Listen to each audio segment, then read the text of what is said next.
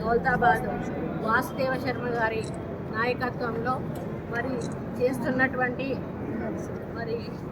పంచకుట్టల చండీ కుబేర ఆశ్వశాస్త్ర యాగం ఈరోజు స్టార్ట్ చేసి రేపు ఎల్లుండి 3 రోజులు కూడా ఈ కార్యక్రమాన్ని నిర్వహించబోతున్న శుభ సందర్భంలో వారి ఆహ్వానం మేరకు ఈ కార్యక్రమాన్ని ప్రారంభించడానికి నేను ఇక్కడికి రావడం జరిగింది.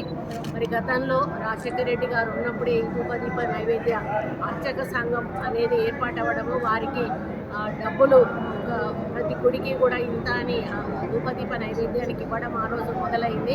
ఆయన పోయిన గవర్నమెంట్లో దాన్ని 2 సార్లు పెంచడంతో ఇప్పుడు ఒక్కొక్కరికి 15,000 రూపాయలు రావడం జరుగుతూ ఉంది.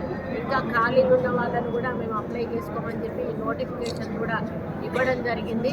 కాకపోతే వారు ఇంకా కూడా మాకు అమౌంట్ పెంచాలి అనేటువంటి ఒక ఆలోచనతో వాళ్ళు ఉన్నారు. ఈ మధ్య కాలంలోనే వారికి ఎన్నో ఫెసిలిటీస్ కూడా కల్పించడం జరిగింది. అంటే మామూలు అర్చకులతో సహా వీళ్లకు కూడా వాళ్ళ కుటుంబానికి సంబంధించినటువంటి సంక్షేమానికి కానీ, ఆరోగ్యానికి కానీ, ఇతరత్ర రిటైర్ అయినప్పుడు కానీ, ఇటువంటి కొన్ని చదువులకు వాటికి అని కుటుంబంలో ఏమైనా అవసరాలు ఉంటే కూడా ప్రభుత్వం నుంచి ఆర్థికంగా కొన్ని సహాయ సహకారాలు అందించే నిర్ణయాలు తీసుకోవడం జరిగింది. కాకపోతే ఈ ధూపదీప నైవేద్య వాళ్ళకి వచ్చేటువంటి అమౌంట్ను పెంచడము అనేది అది ముఖ్యమంత్రి గారు తీసుకోవాల్సిన నిర్ణయం. తప్పకుండా వారి యొక్క అభిప్రాయాన్ని ముఖ్యమంత్రి గారి దృష్టికి తీసుకుపోయి మరి తప్పకుండా వారు నెరవేర్చాలని వారిని రిక్వెస్ట్ చేయడం జరుగుతుంది. ఏది ఏమైనా కూడా లోక కళ్యాణం కోసం ఈ యొక్క యాగాన్ని చేయడం అనేది చాలా సంతోషంగా ఉంది. మరి ఎందుకంటే సకాలంలో వర్షాలు పడాలి, పంటలు పండాలి. మరి ఎప్పుడు కూడా కరువు కాటకాలు రాకూడదు. మరి ఎక్కడ కూడా అనారోగ్యాలు రాకూడదు. ఎందుకంటే గతంలో మనం చూసాం కరోనా లాంటి జబ్బులు, పూర్వకాలంలో అయితే కలరా లాంటి జబ్బులు వచ్చి ఊర్లు చనిపోతూ ఉండేవాళ్ళు. కానీ ఇవన్నీ కూడా నిలువరించాలి అంటే ఇటువంటి కార్యక్రమాలు తీసుకోవాల్సిన అవసరం ఉన్నది.